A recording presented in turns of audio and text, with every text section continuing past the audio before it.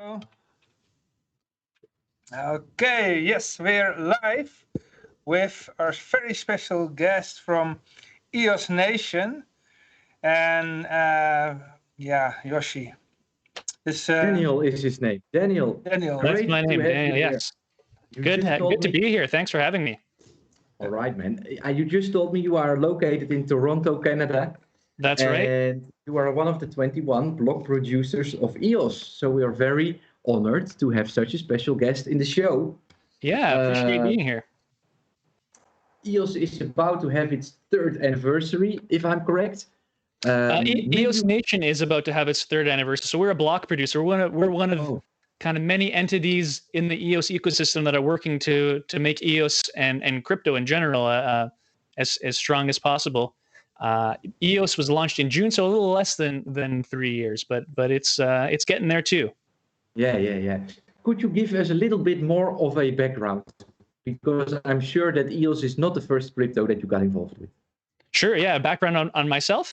Sure, a little bit of your history. What is your interest? Why are you in crypto? What do you want to achieve? Stuff like that. Awesome. Yeah, happy to. So yeah, as you said, I'm the co-founder and CEO of EOS Nation. We started about 3 years ago, but I discovered crypto and became interested in crypto first through Bitcoin, and kind of really started getting interested in and digging into that probably early 2017, and what really got me interested about Bitcoin was kind of its potential to enable more freedom in my life. So I understand you guys are voluntarists yourself. That was a big part of kind of what inspired me to get involved with Bitcoin, and just falling down that rabbit hole, learning about other crypto projects. That's when I discovered Dan Larimer a little later. He's the creator of BitShares and Steam, which is the first social network built on a blockchain, and the inventor of EOS. And I discovered him a little bit before the launch of EOS and became a big fan, and started getting involved in, when I heard about EOS, started getting heavily involved in EOS just as a community member, started hosting meetups in Toronto. I was the first person to start hosting EOS meetups in the city, and there seemed to be a big demand of people local in Toronto for that. And right away, I had lots of people showing up to my meetups, interested in mostly just fans of EOS and decentralization.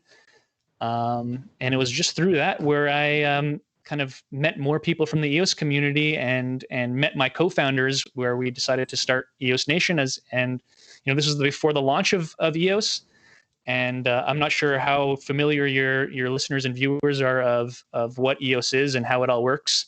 I'm happy to go into a little bit about that. Yeah, do it. Why not? I know a little. Sure. Yeah. So EOS is a delegated proof of stake chain. So it's different in proof of work, which is most commonly known with Bitcoin and Ethereum. And proof of work, you have miners. Anybody can run and try to mine the crypto by solving an algorithm and getting the right kind of through a luck of the draw to produce the block for the chain. On delegated proof of stake, it works a little differently, where the node operators are elected by token holders. And so before the launch of the chain, I was learning about EOS, and this is an interesting concept to me. So me and the co-founders that I met, there were 7 of us, decided it would be an interesting project to try to become a block producer.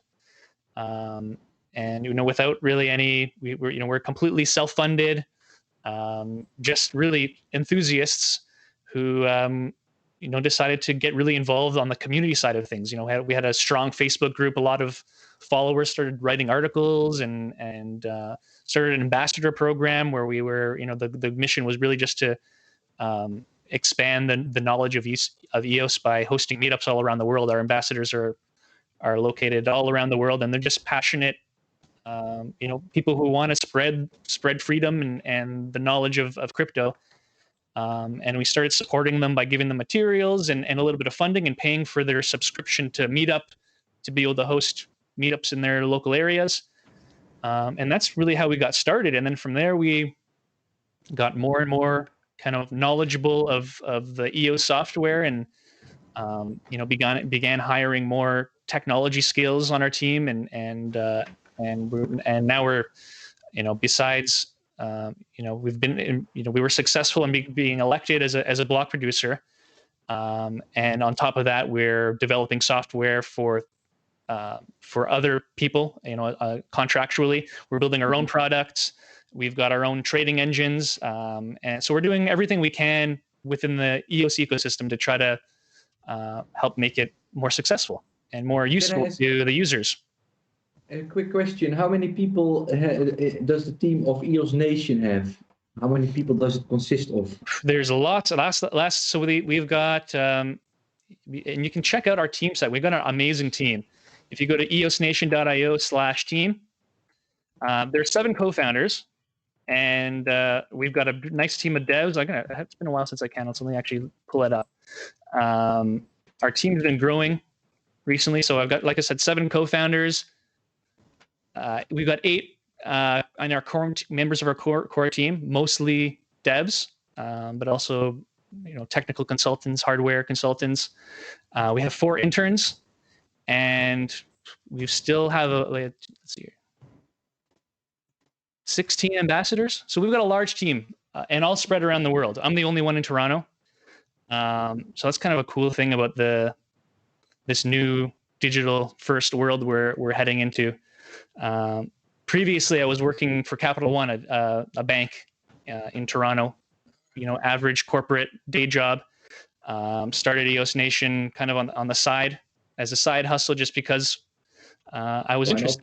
I was, and it was really the only thing driving me was really my passion for, before I discovered Bitcoin, I always had a very strong passion for expanding my access to freedom. And prior to discovering Bitcoin, the only way I knew how to do that was through political means, getting involved in political parties and things like that. And then Bitcoin was the first time I realized that there's maybe an alternative opportunity to basically build an alternative system to make the old one obsolete, rather than trying to change the one that we're currently in from the inside. And that kind of just lit a fire under my ass, and maybe really sparked my passion to, okay, now I've got something I can actually do to make a difference in the way I want to see the world heading. And again, I just started hosting meetups.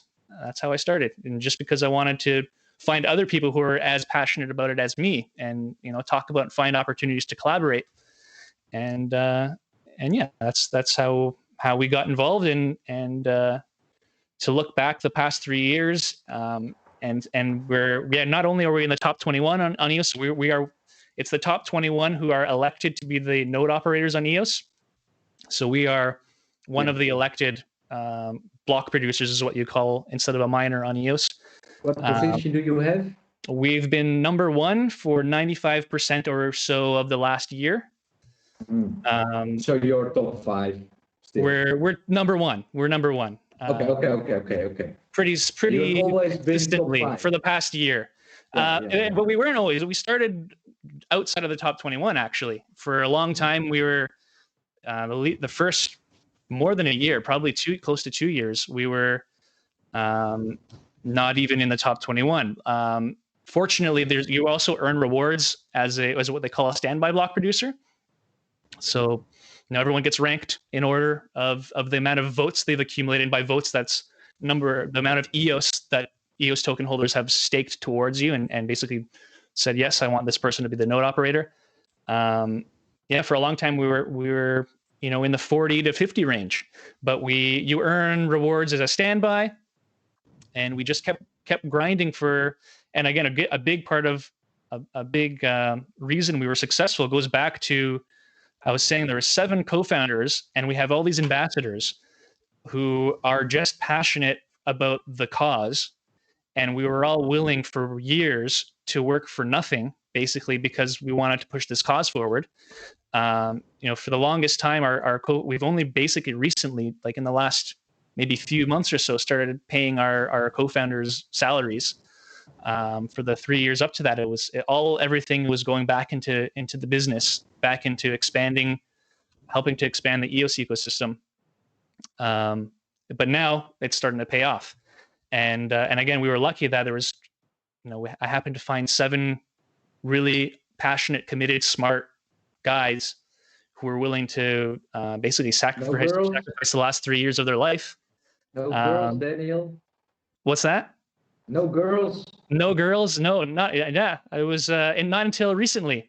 So I've got actually. They usually come when the price goes up. Yeah, so I've actually got a girlfriend for the last year. We just had our 1 year anniversary.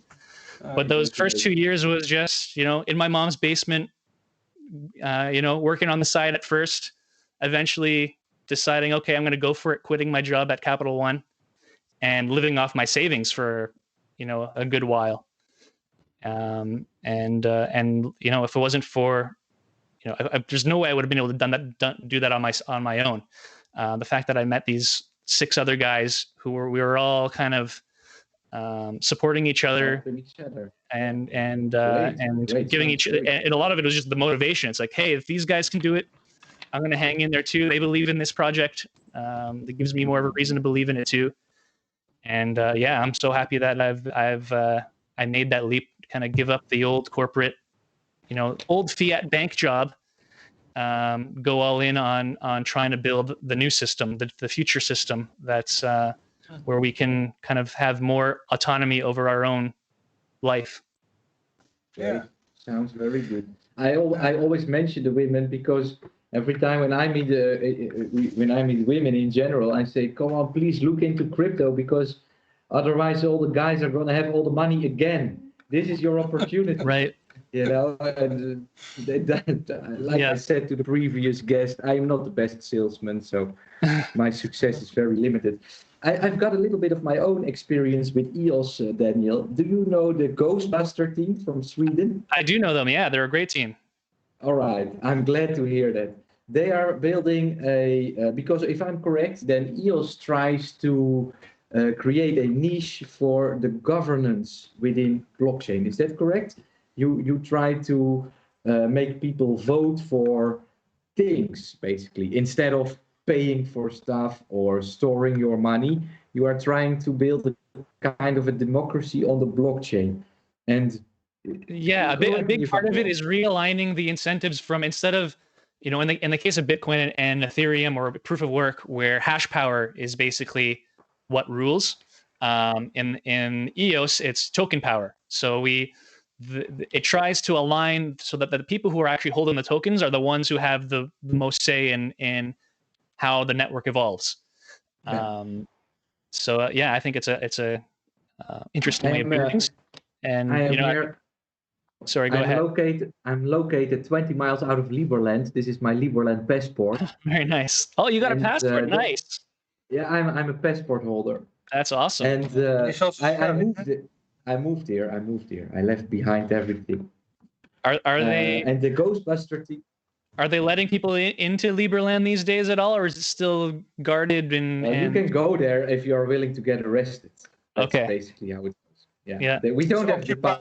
We don't have the power. Bitcoin has to go like tenfold from here, and then we just buy it. There you go. Or we buy our independence, because land that doesn't belong to anybody, you cannot buy it either. So yeah. But the Ghostbuster team is working on. Well, they are working on forever, and I have not heard a update, because my relationship with the one that I call the dictator isn't the best. But they are trying to build this governance system for Liberland, and that's how I got in contact with EOS for the first time. I've seen a couple of test runs of the EOS software designed for Liberland. So yeah, I'm very excited. I looked into it, and I had a couple of friends, and they say, it's not a blockchain. I don't call that a blockchain. Well, I'm personally not so technical. Mm-hmm.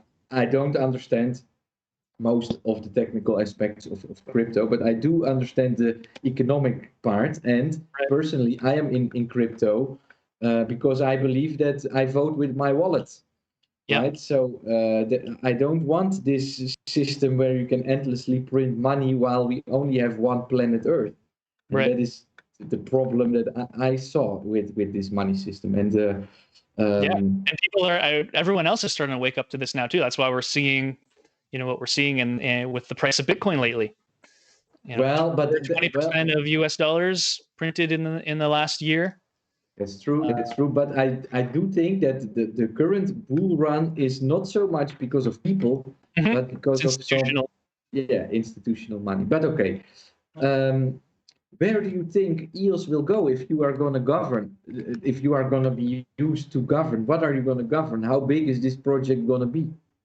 The one of the greatest parts about EOS is its flexibility. So, I imagine a future where there's many EOS IO chains, all serving unique purposes, and likely all interconnected, with the EOS mainnet being sort of the central hub where all of the hashes get stored.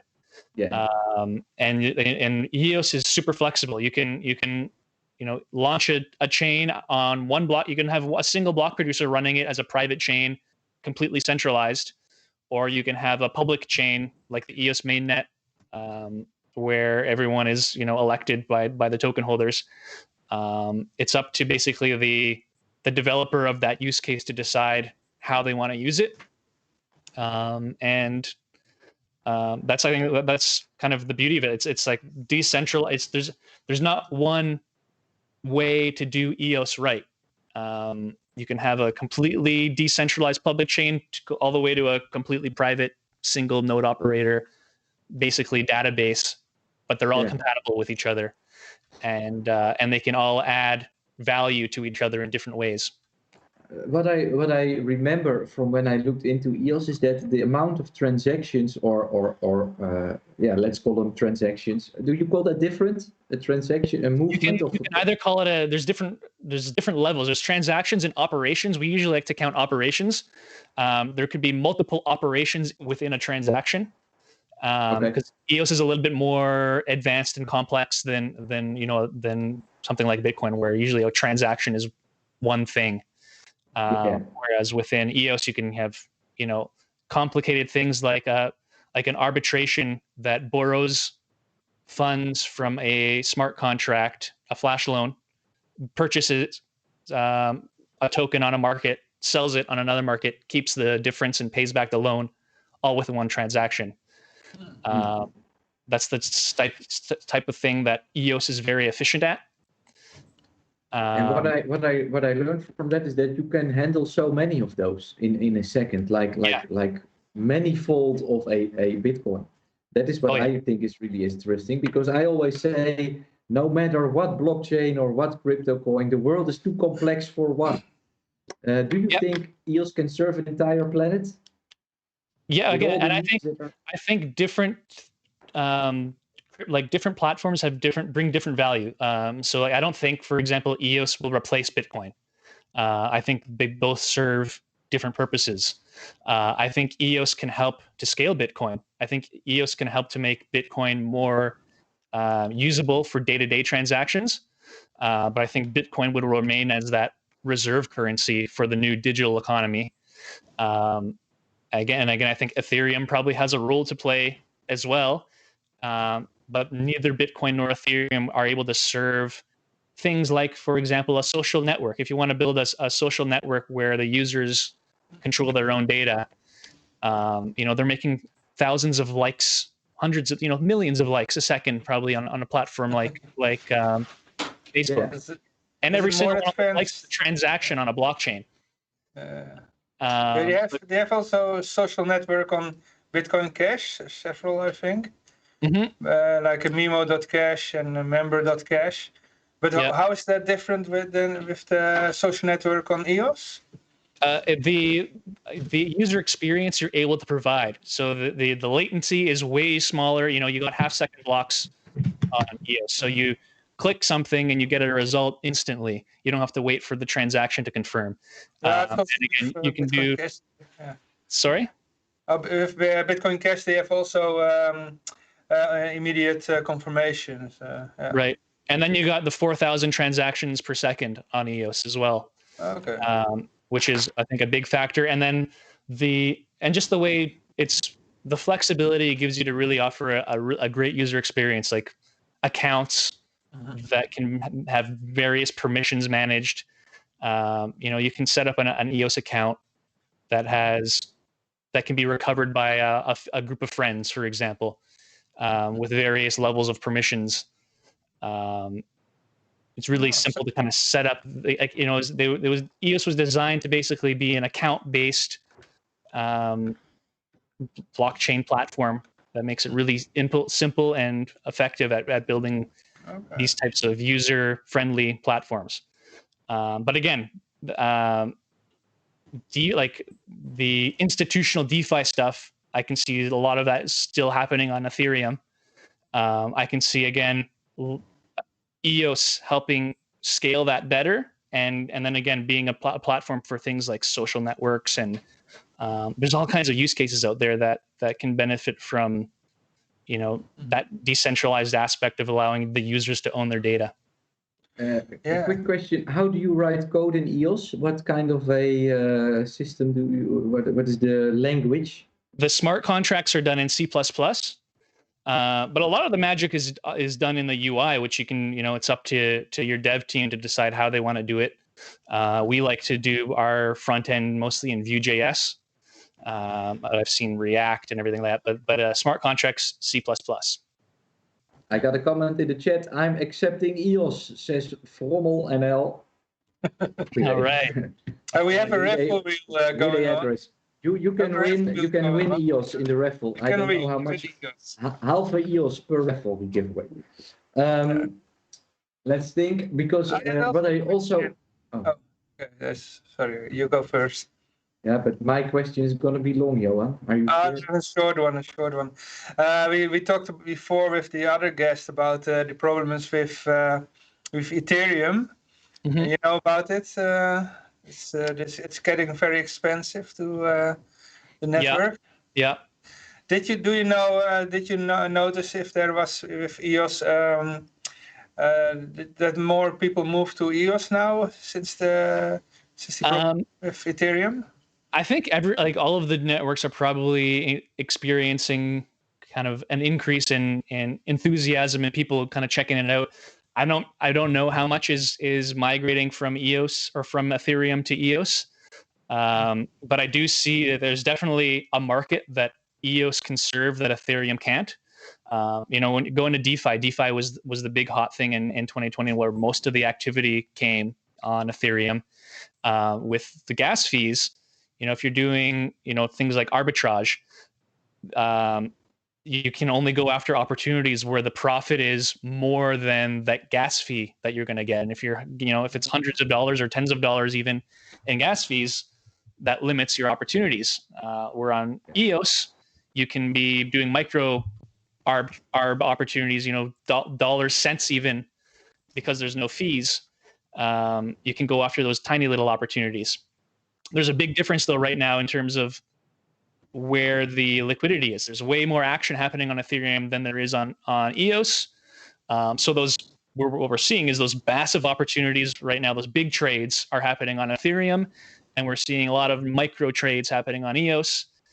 And I'm looking forward to seeing how maybe that evolves over time. We might see, more of that market moving over to EOS. But for now, I'm seeing most of it is that kind of micro market that Ethereum simply is not capable of serving. Yeah. But there's still, a lot of the action on Ethereum is, millions of dollars in a single transaction. So when you're doing millions of dollars, a couple $100 in fees is not a big deal. Yeah. Now, my question that I was going to ask had more to do with the start of EOS, because I remember when it first had to launch was a big issue. There was all kind of things happening that I don't know exactly what happened, so maybe you could clarify that a little bit. And I wonder how the initial distribution of EOS happened. Was it like you had to invest a couple of Bitcoin to their address and you got sent the EOS back like Ethereum once did? Or because I don't know how that went. So Sure. could you talk a little bit about that? I guess I'll start with the sale. We can kind of go chronological. It was a 1-year Dutch auction style. So Block One is the company that creates the EOS software. They had the token sale, and over the course of 1 year, they distributed 1 billion EOS tokens, and they raised about at the time when the sale ended, the equivalent of about $4 billion in Ethereum. Wow. And that's since been, from what I understand, mostly reinvested into. They have got a nice Bitcoin supply right now, and they've reinvested into things like the EOS VC fund. And anyways, that was the distribution of the tokens. It was a 1 year pre-sale that anybody could join as long as you sent Ethereum. Basically, yeah, you send Ethereum to a contract, and it would be a daily. They would release the same amount of tokens each day. You send whatever amount of Ethereum you want, and at the end of the day, you would get your proportion of that daily's based on the proportion of that day's Ethereum you sent in. Understood. So they did that every day for a year. The sale closed, and then in June, I guess it would have been June 2017, June 2018. It's all a blur now. 17 is before the boom, and 18 is after the boom. It would have been likely 2018, I think. Yeah, because we're not quite at 3 years yet from when the chain launched.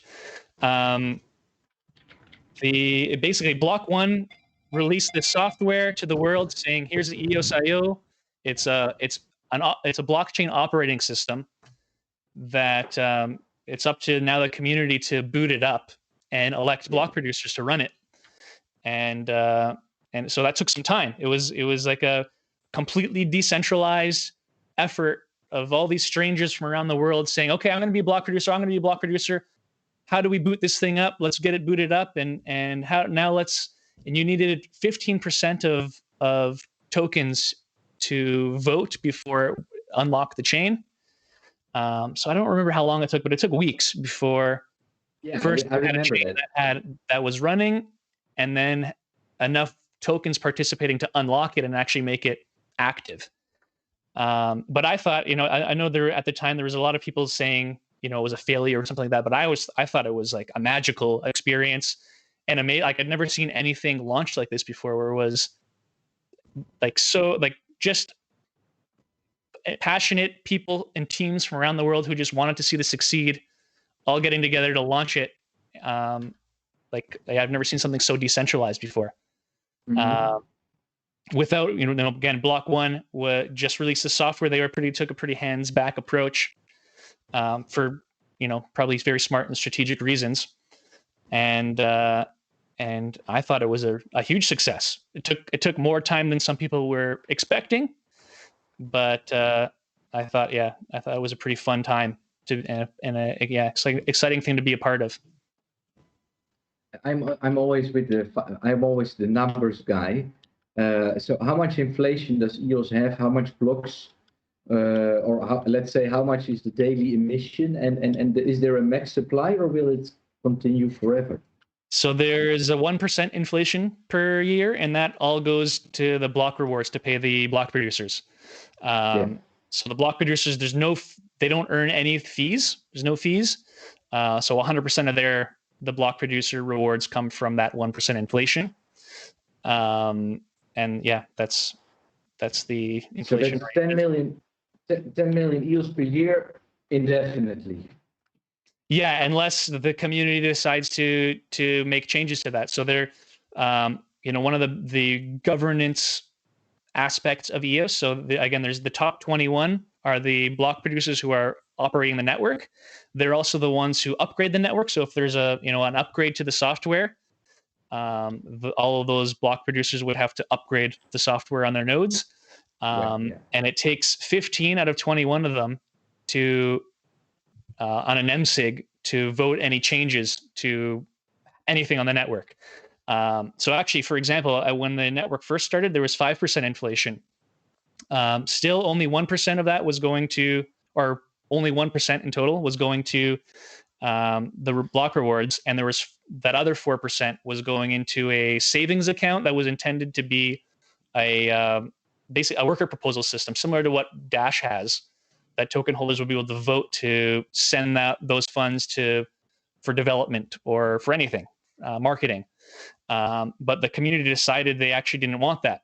And block producers ended up actually burning all of the tokens that accumulated in that fund and turning down the inflation from 5% to 1%. So it's possible in the future they could turn it down some more or turn it up.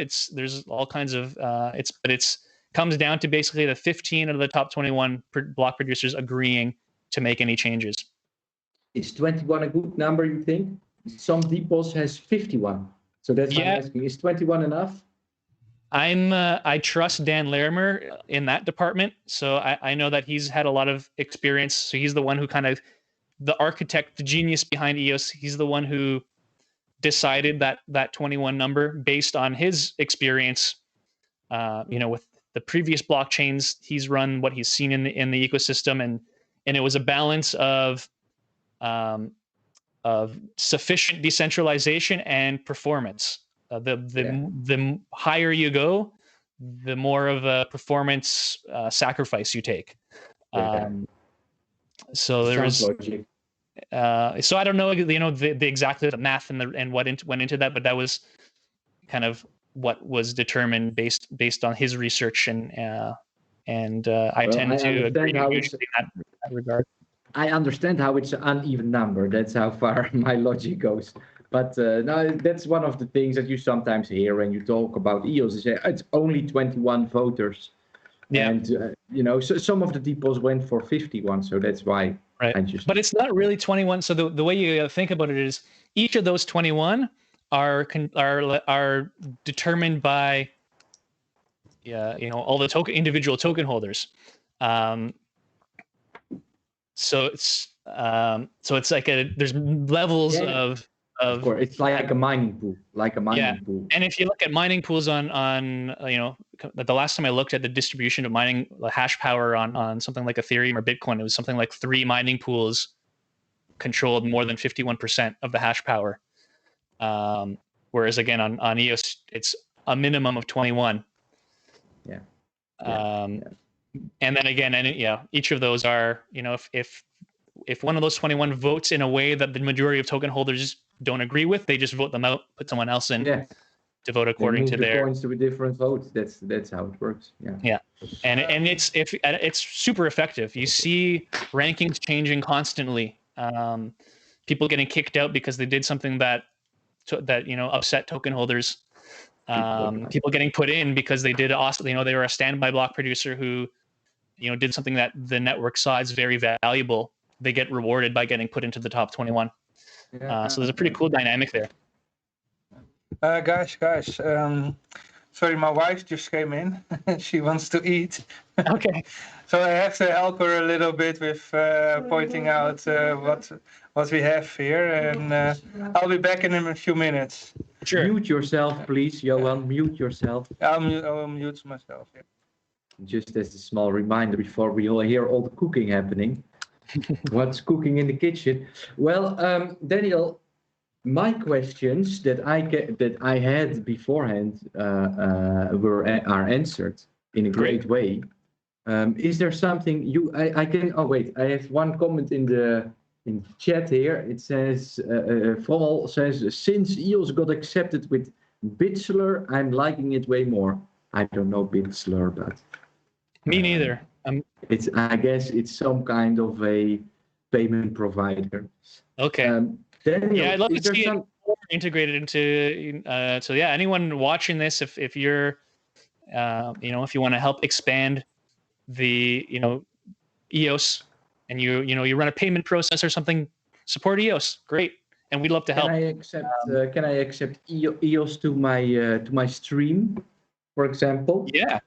Yeah, and again, there's no, but not in the way that not in this way,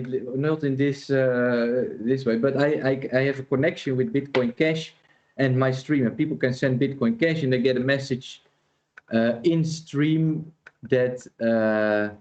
Okay, so it's kind of plug-in that supports. Yeah, Bitcoin it's like a PayPal donation.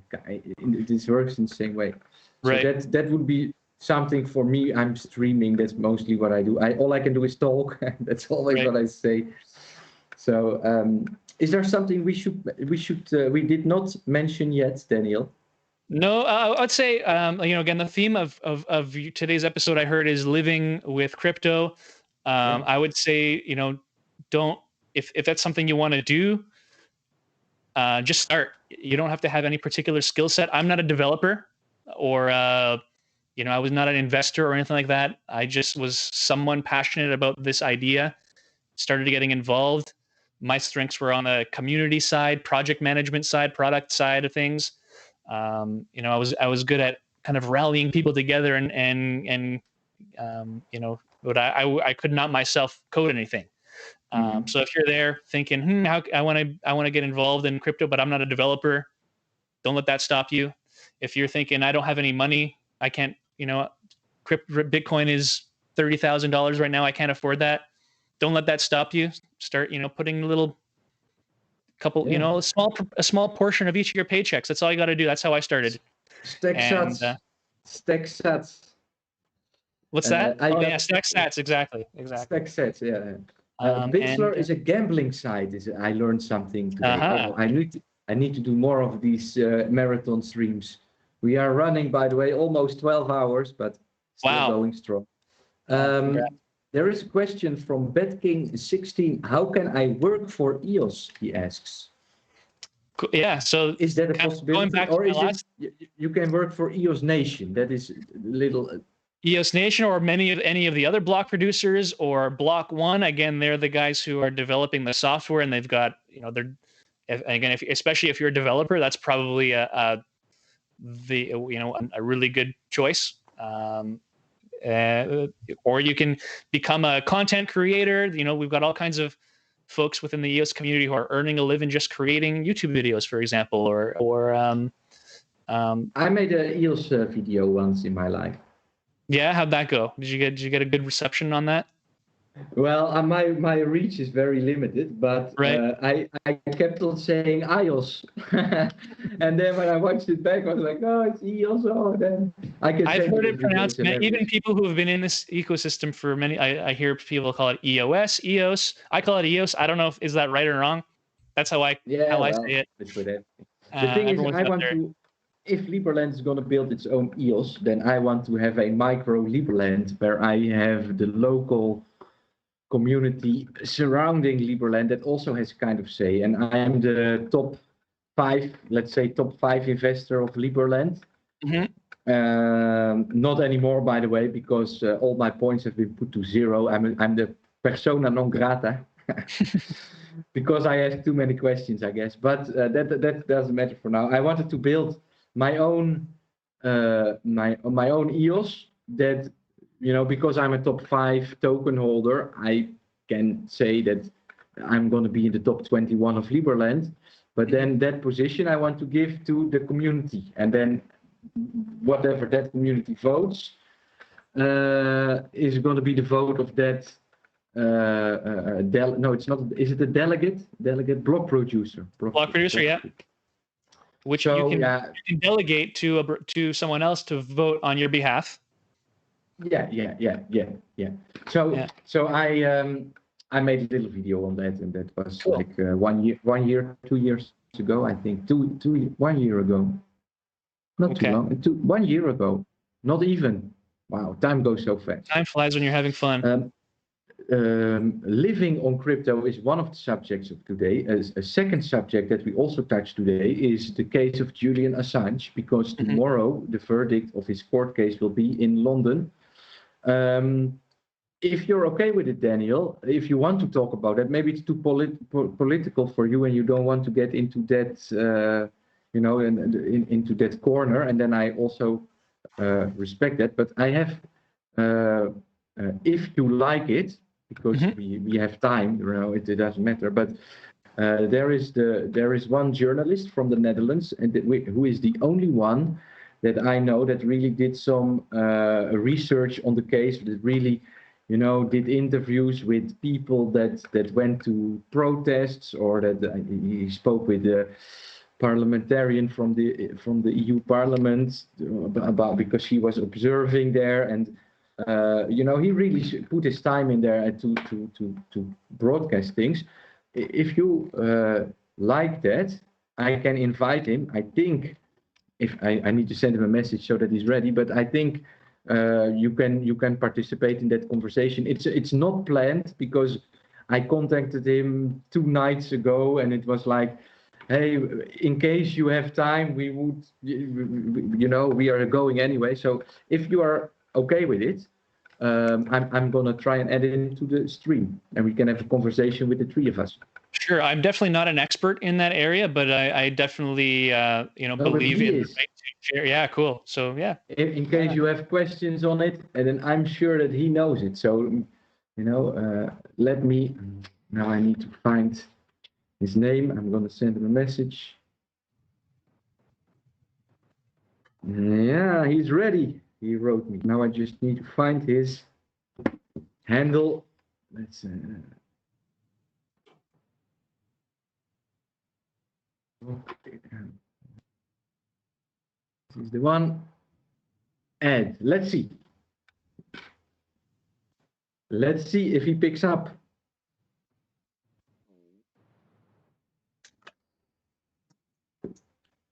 Rico, can you hear me?